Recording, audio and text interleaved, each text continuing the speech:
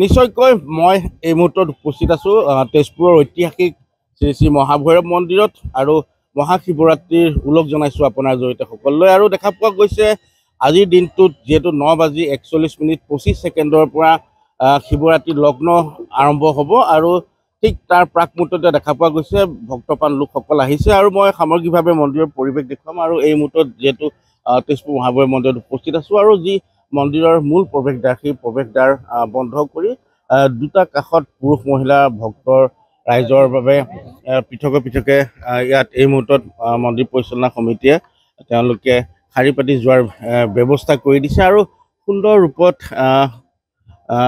বিভিন্ন ফুল বা অন্যান্য সামগ্ৰীৰে মন্দিৰটো সজাই পৰাই তোলা হৈছে আৰু দেখুৱাইছোঁ পৰিৱেশটো এনেদৰে দেখা পোৱা গৈছে।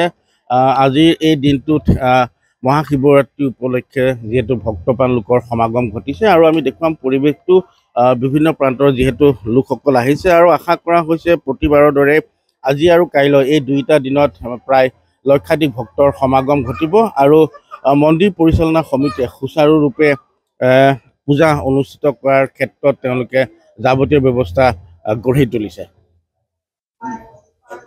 এই মুহূৰ্তত আমি মন্দিৰৰ ভিতৰৰ প্ৰৱেশ দেখুৱাবলৈ চেষ্টা কৰিম, ভিতৰৰ পৰিৱেশ। আৰু দেখা পোৱা গৈছে এনেদৰে আজিৰ এই দিনটোত পুৱাৰ পৰা যিহেতু ভক্তপ্ৰাণ লোকৰ যথেষ্ট সমাগম ঘটিছে আৰু এই মুহূৰ্তত এয়া পূজাৰীয়ে মন্ত্ৰোচ্চাৰণেৰে মহাদেৱৰ এয়া পূজা অনুষ্ঠিত কৰিছে আৰু যথেষ্ট সংখ্যক এই মুহূৰ্তত ভক্তপ্ৰাণ লোকৰ সমাগম ঘটিছে আৰু আশা কৰা হৈছে ঠিক 9 বজাৰ পিছতেই যথেষ্ট সংখ্যক ভক্তপ্ৰাণ লোক সমাগম হ'ব।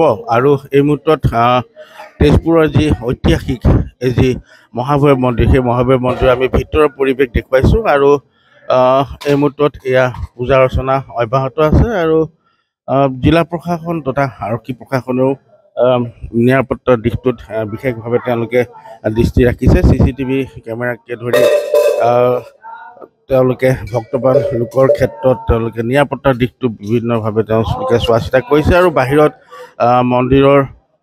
মন্দিৰৰ বাহিৰত মেলাৰো এক পৰিৱেশ গঢ় লৈ উঠিছে আৰু এনেদৰে দেখা পোৱা গৈছে আজিৰ এই দিনটোত এয়া শ্ৰী শ্ৰী মহাভৈৰৱ মন্দিৰত সকলো আগবাঢ়ি আহিছে পূজাৰ বাবে।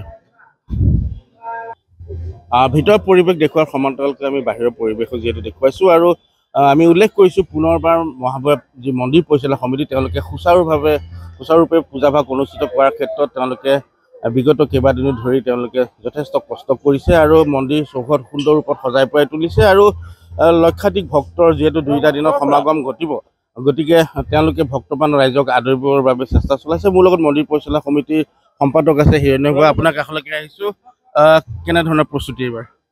এইবাৰ শ্ৰী শ্ৰী মহাভৈৰৱ দেৱালয় পৰিচালনা সমিতি যাতে ভক্তপ্ৰাণ ৰাইজসকল আজি পুৱাৰ পৰাই ভিৰ কৰিছে আপোনাৰ মন্দিৰ প্ৰাংগণত দেখা পাইছে।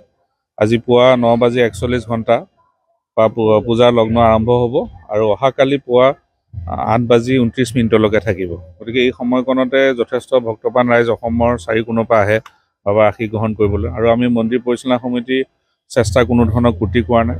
জিলা প্ৰশাসন, আৰক্ষী প্ৰশাসন লগতে স্থানীয় ইয়াত বহু যুৱ সংঘ, মহিলা সমিতি সকলোৱে আমাক সহায় হাত আগবঢ়াইছে আৰু মন্দিৰ পৰিচালনা কমিটিৰ মোৰ সতীৰ্থ সকল আছেই, তেখেতসকলেও মন্দিৰৰ যাতে ৰাতিপুৱাৰ পৰাই যাতে যিহেতুকে ভক্তসকলৰ সমাৱেশ হৈছে আৰু এইবাৰ এদিনীয়া কাৰ্যসূচীয়ে হ'ব। গতিকে আমি আশা ৰাখিছোঁ যাতে কোনো ধৰণৰ যাতে ভক্তপ্ৰাণ ৰাইজসকলে বাবাৰ আশীষ গ্ৰহণ কৰাৰ ক্ষেত্ৰত অসুবিধাৰ সন্মুখীন নহয়, যাতে তেওঁলোকে বাবাৰ শ্ৰীচৰণত প্ৰণাম যাচি সেৱা আগবঢ়াব পাৰে, তাৰ কাৰণে আমি সকলো প্ৰকাৰ চেষ্টা অব্যাহত ৰাখিছোঁ।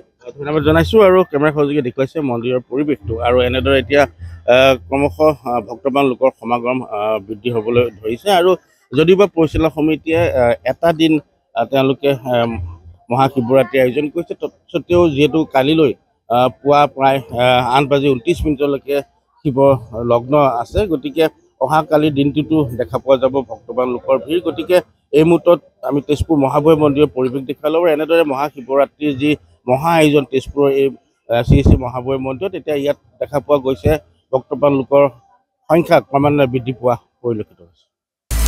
আপুনি বিচৰা বাতৰি পাব কেৱল নিউজ 18 এপত। নিউজ 18 এপ ডাউনলোড কৰিবলৈ স্কেন কৰক এই QR কোড। গুগল প্লে ষ্টৰতো পাব এই নিউজ 18 এপ।